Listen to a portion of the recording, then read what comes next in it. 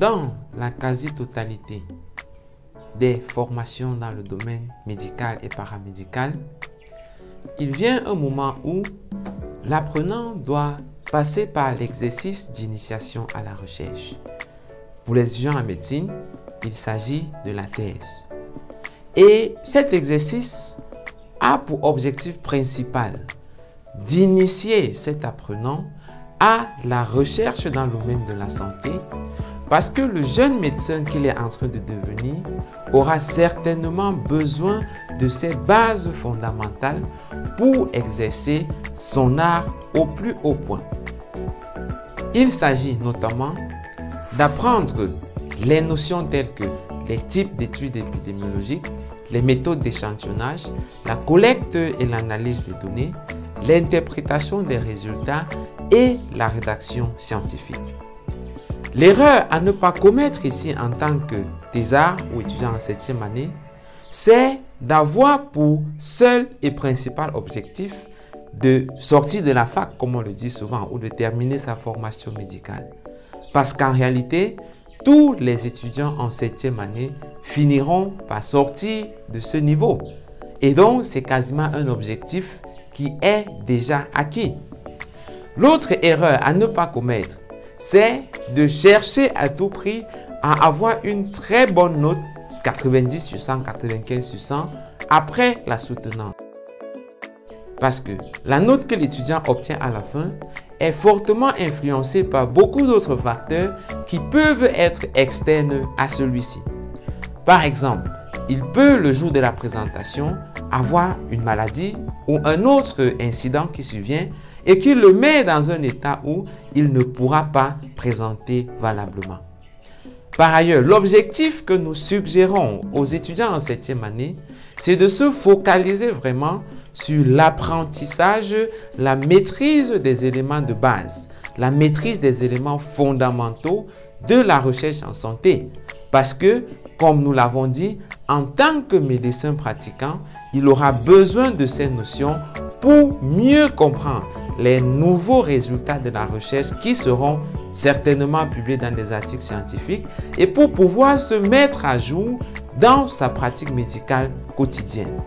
Également, il aura besoin de ces bases fondamentales pour pouvoir rédiger et publier un article scientifique.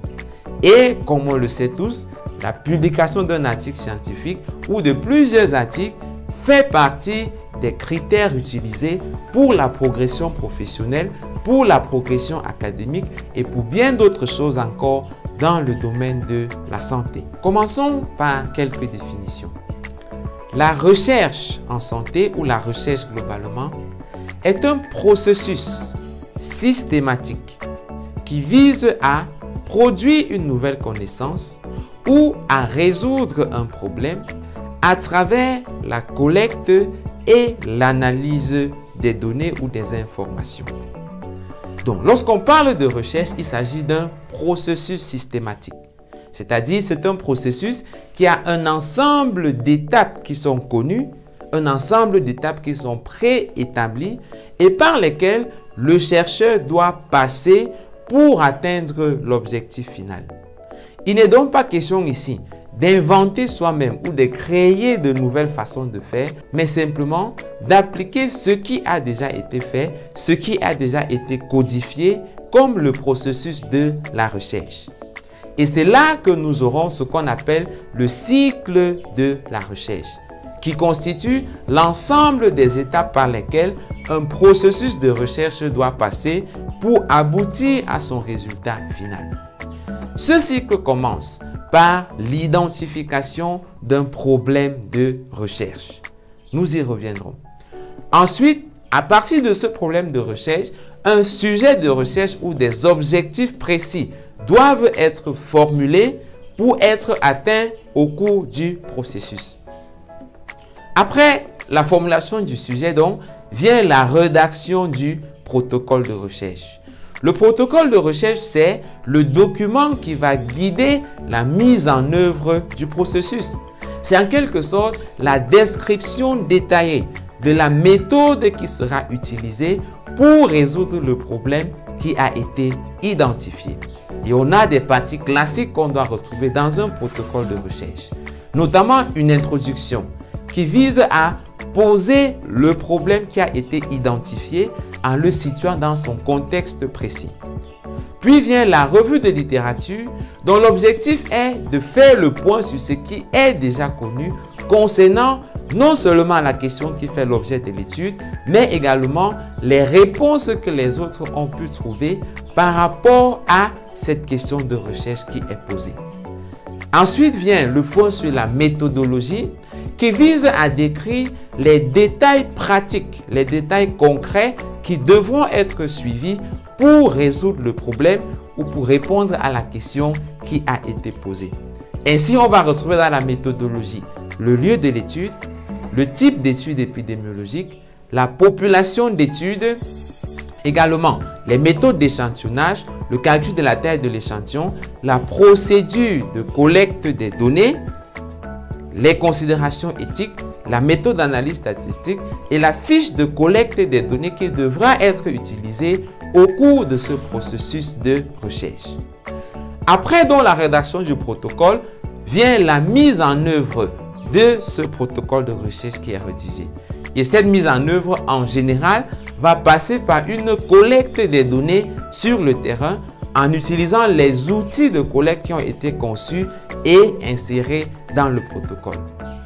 Après la mise en œuvre qui est la collecte des données, donc, ces données devront être analysées, notamment pour la recherche quantitative avec des calculs statistiques et des résultats seront produits. Et à partir de ces résultats, donc, une conclusion sera tirée.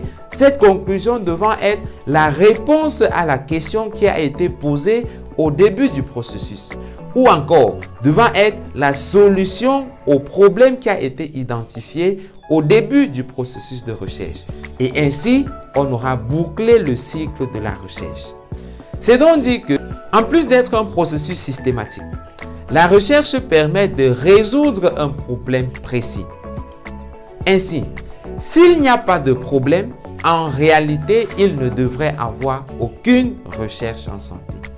Même la recherche fondamentale, qui par essence apporte une nouvelle connaissance, a pour but final d'utiliser cette nouvelle connaissance pour résoudre un problème pratique, pour résoudre un problème concret. L'étudiant en médecine ou le thésard est donc invité véritablement à se mettre dans l'idée, à se mettre dans le canevas de celui-là qui mène un travail de recherche parce qu'il a envie de résoudre un problème précis. De telle sorte que si on n'a pas de problème de recherche à résoudre, en réalité, on ne devrait pas mener un travail de recherche. Ceci donc nous permet de distinguer ce qu'on va appeler un problème de recherche et ce qui n'est pas un problème de recherche. Par exemple, si nous disons dans une formation sanitaire X, les médecins ne lavent pas les mains avant l'examen physique du nouveau-né. Il est clair que c'est un problème. Mais cet exemple n'est pas un problème de recherche. Parce qu'en évidence, pour résoudre ce problème de lavage des mains des médecins, il suffit que le responsable de cette formation sanitaire prenne une décision radicale et au besoin impose des sanctions pour que ces médecins qui n'ont pas de bonnes pratiques puissent s'aligner. Donc si je dis les médecins ne lavent pas les mains avant d'examiner les nouveau-nés, la solution serait il faut leur dire de laver ou il faut les sanctionner par exemple en diminuant les quotes-parts et certainement les pratiques de ces médecins pourront s'améliorer. Donc là, il s'agit d'un problème de décision ou d'un problème d'administration de la santé et en aucun cas un problème de recherche. Parce que pour cet exemple, on n'a pas besoin de collecter des informations et de faire une analyse de ces données pour résoudre le problème. Un autre exemple, c'est si nous disons les médicaments coûtent cher à la pharmacie. Là, c'est un problème que les patients vont rencontrer. Mais pour résoudre ce problème, on n'a pas besoin de faire un travail de recherche. Il suffit qu'une décision soit prise pour réduire de 50% les coûts des médicaments et certainement le problème sera résolu. On n'a pas besoin de faire un travail de recherche et la preuve d'ailleurs c'est que même si on décide de faire une thèse sur l'un ou l'autre de ces deux problèmes qui sont posés, à la fin de la thèse, certainement le problème restera le même. C'est donc la preuve que ce n'est pas un problème de recherche. Par contre, si nous prenons un exemple de problème de recherche, on peut dire ceci. Lorsqu'on reçoit une femme enceinte avec des signes d'infection urinaire, par exemple, dans notre contexte, la procédure médicale voudrait que, avant de prescrire des médicaments, qu'un examen cytobactériologique des urines puisse être fait avec antibiogramme pour identifier précisément quel est le germe responsable de cette infection urinaire et quels sont les antibiotiques les plus adaptés pour prendre en charge cette infection. Et comme nous le savons tous, le résultat de cette culture des urines ne sera disponible qu'après quelques jours, 3-5 jours, voire une semaine parfois. Et avant d'avoir les résultats définitifs, il faut mettre la femme sous traitement parce que sinon, on peut avoir des complications parmi lesquelles un avortement ou un accouchement prématuré, etc. Il se pose donc le problème de savoir quelle est la meilleure antibiothérapie probabiliste qui doit être prescrite dans ce cas en augmentant ou en maximisant les chances de cibler et d'atteindre ce germe qui est responsable de l'infection. Certes, il existe des données dans la littérature indiquant que pour l'infection urinaire de la femme enceinte, on doit utiliser tel ou tel autre antibiotique.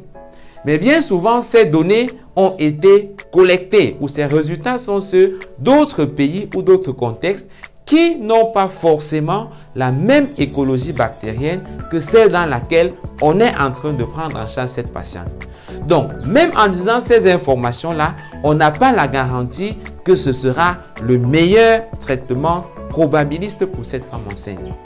On est donc face à un problème qui est comment je choisis la meilleure antibiothérapie pour cette patiente qui a une infection urinaire que j'ai en face de moi.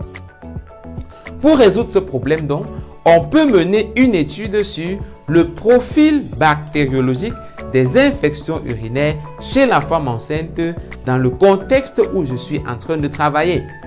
Et à la fin de mon étude, je pourrais répertorier donc quels sont les germes les plus fréquents, quelle est leur sensibilité aux antibiotiques. Et désormais, lorsque j'ai une femme avec une infection urinaire, je peux plus facilement, avec plus d'assurance, prescrire un antibiotique en sachant que j'ai la plus grande probabilité d'atteindre le germe responsable. Parce que ayant identifié quel est le germe qui est le plus fréquemment retrouvé. Voilà par exemple un problème de recherche qui, pour être résolu, nécessite que des informations soient collectées. Pour ce cas, ce sera les résultats des antibiogrammes ou de l'ECBU ayant été faits chez un grand nombre de patientes et il faut analyser ces données pour en ressortir avec la solution ou la réponse à la question qui est posée au départ.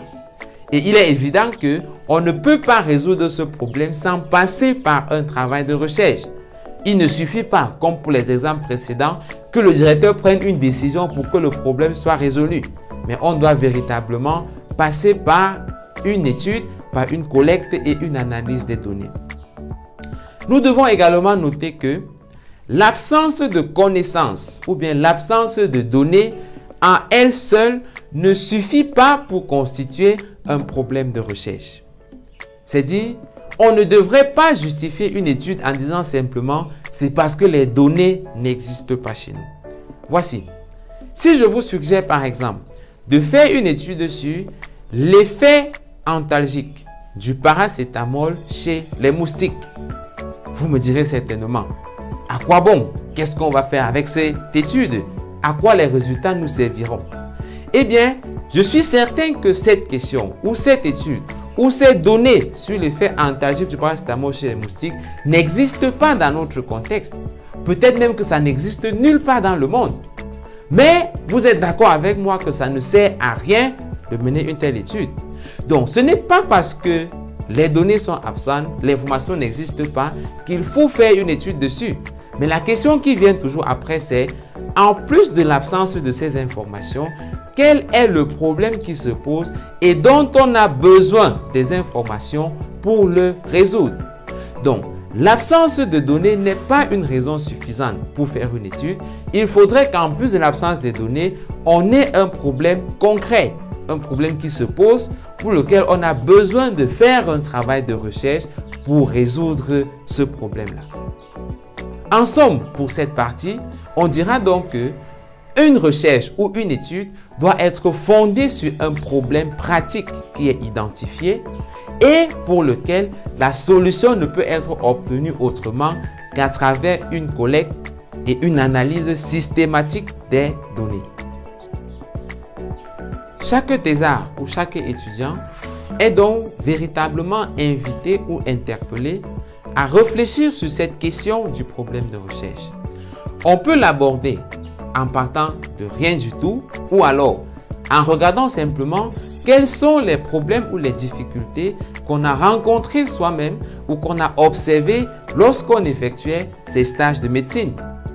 Et même lorsqu'on reçoit un sujet de recherche de son encadreur ou de son directeur de thèse, il est important de prendre la peine de réfléchir et d'analyser ce sujet afin de voir quel est le problème de recherche qui se cache derrière cette question ou ce sujet qui est posé. Parce que si on n'a pas de problème de recherche, on n'a pas de recherche à faire et comme je l'ai dit plus haut, on aura du mal à rédiger une introduction dont l'objectif est de poser le problème. Aussi, si on n'a pas de problème de recherche identifié, même à la fin de son étude, quand on posera la question « Qu'est-ce qu'on fait donc de ces résultats? Qu'est-ce que ton étude apporte concrètement ?» On aura du mal à répondre parce qu'on n'aura pas identifié un problème avant cela. Il est donc important non seulement de réfléchir sur le problème de recherche qu'on doit résoudre, mais de discuter aussi avec les aînés, avec ceux qui sont dans son entourage, pour se rassurer que ce problème n'est pas juste un problème de décision, ou bien tel qu'il est formulé, que ce n'est pas juste un problème d'administration, mais que c'est véritablement un problème pour lequel on doit collecter et analyser les données afin d'en sortir avec un résultat. Les problèmes de recherche en général se situent dans 7 axes principaux qui peuvent donc être exploités lorsqu'on a envie d'identifier le problème qu'il y a pour son sujet ou alors un problème de recherche en général pour lequel on va mener son travail de recherche. Le premier axe de recherche, ce sont les études de fréquence ou les études de prévalence. Ces études permettent en général de résoudre un problème de décision. Ça peut être une décision de santé publique ou alors une décision de santé clinique au niveau individuel. Par exemple, lorsque nous faisons une étude sur la fréquence des différentes bactéries dans les infections urinaires chez la femme enceinte, cette étude va à la fin nous permettre de prendre une meilleure décision face à une patiente qui a une infection urinaire pour savoir quel est le meilleur antibiotique qu'on peut donner comme une antibiothérapie probabiliste. Le deuxième axe concerne les études qui portent sur les facteurs de risque ou les études étiologiques pour un problème de santé. Ces études qui portent sur les facteurs de risque permettent en général de résoudre un problème de mesures à prendre pour prévenir ou pour réduire la survenue de l'affection. Par exemple, si je fais une étude qui porte sur les facteurs de risque du cancer du sein chez la femme jeune, âgée de moins de 40 ans. Une telle étude sera utile dans un contexte où on se demande comment pouvons-nous faire, quelles actions pouvons-nous prendre de manière concrète pour réduire la fréquence du cancer du sein chez la femme jeune. Et donc, à la fin de mon étude, ayant identifié les facteurs de risque de ce cancer, je pourrais savoir, voici les mesures à prendre de manière pratique et de manière objective pour réduire la fréquence de ce cancer chez la femme jeune. Le troisième axe d'étude, c'est l'axe thérapeutique. Donc, il s'agit des études qui visent à évaluer les méthodes de traitement ou les méthodes de prise en charge d'une certaine affection. Et ce type d'étude va permettre de résoudre les problèmes de décision thérapeutique ou de choix thérapeutique dans un contexte précis. Par exemple, on peut avoir 2 antihypertenseurs qui sont utilisés donc pour soigner l'hypertension artérielle avec l'un qui coûte 10 000 francs par mois et un autre qui coûte 4 000 francs par mois.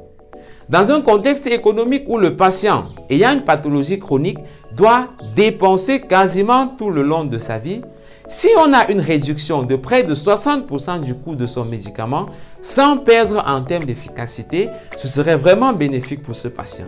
On peut donc faire une étude thérapeutique ou qu'on va appeler un essai clinique pour évaluer entre ces deux antihypertenseurs lequel est meilleur ou à défaut si les deux n'ont pas au moins la même efficacité. Et cela nous permettra donc de résoudre un problème de comment je choisis le meilleur antihypertenseur dans l'intérêt du patient en tenant compte des ressources économiques limitées que celui-ci a. Le quatrième axe de recherche, ce sont les études d'évaluation de tests diagnostiques. Ce type d'étude permet de regarder entre plusieurs méthodes diagnostiques laquelle serait la meilleure en termes de sensibilité, de spécificité et même en termes de rapport coût-bénéfice, laquelle donc serait la meilleure dans un contexte précis. Par exemple, les méthodes de calcul du débit de filtration glomérulaire qui ont été développées ne l'ont pas été faites dans des populations purement africaines. Certaines ont été faites dans des populations américaines, d'autres dans des populations européennes. Et donc, on peut se demander, parmi toutes ces méthodes de calcul du débit de filtration glomérulaire, laquelle serait la meilleure? Laquelle serait la plus adaptée pour la population africaine? Et ça nous permettra également de prendre une décision de choix de méthode diagnostique dans l'intérêt du patient et en ayant le meilleur résultat possible. On peut donc faire une étude de comparaison des performances de ces différentes méthodes de calcul en tant qu'outil de diagnostic de la maladie rénale chronique. Le cinquième axe de recherche, ce sont les études de pronostic, donc qui soit évaluent le pronostic d'une population de patients ou alors recherchent les facteurs influençant le pronostic d'une certaine pathologie. Ici, ce sont des études qui vont permettre de résoudre les problèmes d'éducation thérapeutique, de counseling ou d'information du patient et même de choix des méthodes de prévention de survenue des complications des pathologies.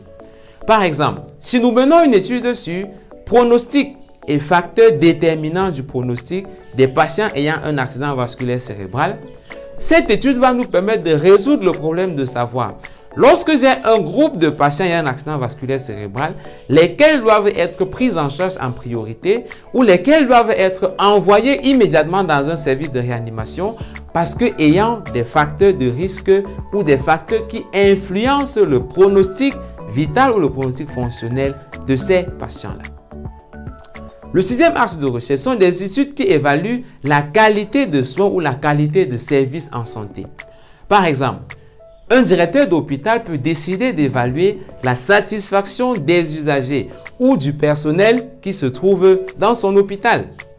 À la suite de cette étude, il pourra prendre de meilleures décisions pour améliorer la qualité du service rendu, tant du point de vue du personnel que du point de vue des patients qui fréquentent cette formation sanitaire. Le dernier type ou le dernier axe dans lequel on peut mener un travail de recherche, ce sont les études économiques ou des études qui évaluent le coût de la prise en charge d'une affection. Et ici, on va distinguer le coût direct qui est dépensé pour les médicaments, pour les examens complémentaires et le coût indirect qui renvoie à l'ensemble des autres dépenses ou du manque à gagner qui est lié à la prise en charge de cette pathologie. Et ça permettra également de résoudre le problème de counseling ou d'information des patients, mais aussi de résoudre un problème de décision de santé publique. Parce que sur la base de telles études, l'administration ou le gouvernement peut décider de subventionner ou de réduire le coût de certaines affections, surtout si elles sont fréquentes et sont très coûteuses pour la population en général. C'est dit que lorsqu'on a besoin d'identifier un problème de recherche ou lorsqu'on veut choisir un sujet de recherche, il suffit de prendre une pathologie et de cette pathologie, on a au moins 7 axes de recherche pour lesquels on peut identifier un problème concret et mener un travail qui, à terme, donc, pourra être utile pour améliorer la pratique courante. Par exemple, si je prends une pathologie comme l'hépatite virale B, On peut mener une étude pour savoir quelle est la fréquence de l'hépatite virale dans une population donnée. Cette étude pourra permettre de résoudre un problème de décision de santé publique. Par exemple, si dans une région précise, l'hépatite virale a une prévalence très élevée, le délégué régional de cet endroit ou alors le ministre peut décider de dire dans cette région, on va organiser une campagne de dépistage massive afin d'identifier les personnes malades et les prendre en charge rapidement. Ainsi, l'étude sur la prévalence de l'hépatite virale B dans cette région sera utile pour savoir si oui ou non on doit prendre cette décision administrative. On peut faire une étude pour savoir quels sont les facteurs de risque de l'hépatite virale B chez les coiffeurs par exemple. Ceci permettra de savoir quelle stratégie on doit adopter dans la population des coiffeurs pour en fait réduire les risques d'infection chez ceux-ci. Donc ça nous permet de résoudre le problème. Comment réduire la prévalence de l'hépatite B chez les coiffeurs? Quelle méthode prendre de manière certaine pour être sûr qu'on aura réduit cette prévalence-là? On peut également faire une étude pour savoir quel médicament serait le plus actif sur l'hépatite virale B ou encore, de plus en plus on entend parler des phytothérapies qui auraient un effet sur l'hépatite virale B. Et nous savons tous à quel point les patients sont motivés à prendre un traitement, surtout lorsque c'est fait à base de plantes. Donc, on peut faire un travail de recherche pour savoir est-ce que ces plantes qui sont dites efficaces contre l'hépatite B sont vraiment efficaces comparées aux traitements qu'on retrouve dans les formations sanitaires. Ça permettra de résoudre un problème de décision thérapeutique lorsqu'on a un patient en face de soi. Également, on peut faire une étude d'évaluation des tests diagnostiques. Par exemple, il y a de nouveaux appareils pour mesurer la charge virale de l'hépatite virale B qui présentent l'avantage de faire plusieurs examens à la fois en un temps beaucoup plus réduit et donc en un coût beaucoup plus réduit également. Cependant, on n'a pas encore la garantie que ces méthodes sont vraiment aussi efficaces ou aussi précises dans la mesure de cette charge virale. On peut donc faire une étude pour comparer la performance de ces nouvelles méthodes de mesure aux méthodes classiques habituelles qu'on utilise pour quantifier la charge virale de l'hépatite virale B. Également, on peut faire une étude concernant cette hépatite virale sur le pronostic des patients qui sont atteints de l'hépatite virale B, notamment le pronostic en termes de complications ou le pronostic en termes de suivi des patients qui ont cette infection. Également, dans cette même étude, on peut évaluer les facteurs qui influencent le pronostic de ces patients. Par exemple, est-ce que le fait de prendre un traitement à base de plantes influence le pronostic? Est-ce que le fait de consommer de l'alcool ou du tabac influence le pronostic, etc. Et à la fin, on pourra donc avoir de meilleures méthodes pour réduire la survenue des complications.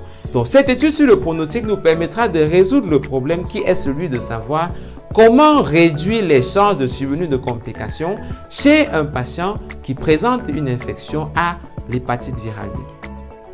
On peut également, toujours pour cette pathologie, mener une étude sur la qualité de services offerts dans les centres de prise en charge de l'hépatite virale B. Parce que nous savons que c'est une maladie qui aura une composante psychologique, qui aura une incidence financière, qui aura une incidence en termes de temps à consacrer pour sa prise en charge. Et donc, il est important de savoir si les patients qui sont atteints de cette maladie sont réellement satisfaits de la prise en charge et si les infirmières ou le personnel de santé offrent un service de bonne qualité pour le traitement de ces patients. Parce que si le service n'est pas de qualité ou si les patients ne sont pas satisfaits de ce service, alors on se prépare en fait à un échec dans la lutte contre cette maladie. Enfin, on peut évaluer le coût de la prise en charge de l'hépatite virale B, le coût global. Ici, on va inclure les coûts des examens pour faire le diagnostic, pour la recherche des complications, les coûts des médicaments qu'il y aura à prendre, les manques à gagner, donc le temps que le patient passera à l'hôpital pour la prise en charge, ce qu'il va perdre en termes de revenus économiques. Et donc, dans l'ensemble, on pourra voir combien ça coûte à un patient de prendre en charge l'hépatite virale B. Et sur cette base, on pourra mieux plaider donc pour des subventions ou pour des bailleurs de fonds dans la lutte contre l'hépatite virale B. On peut donc se rendre compte que à partir d'une seule pathologie, on a une pléthore de sujets de recherche qui peut être formulés. Et même si on n'a pas déjà identifié le problème à la base, lorsqu'on a un sujet de recherche, on peut de ce sujet ressortir un problème ou plusieurs problèmes qui rentrent dans l'un de ces différents axes qui sont cités. En résumé donc, lorsqu'on fait un travail de recherche, il est important de comprendre que la recherche, c'est un processus systématique. Donc, il y a une série d'étapes qui doivent être suivies. Ce processus vise à résoudre un problème précis, qui est un problème de recherche qu'on doit identifier dès le départ. Parce que c'est ce problème qui nous conduira tout le long du processus et qui, à la fin, pourra justifier le fait d'avoir mené tout ce travail, d'avoir dépensé cette énergie, dépensé cet argent, dépensé ce temps afin d'être utile en quelque chose dans la pratique médicale de chaque jour.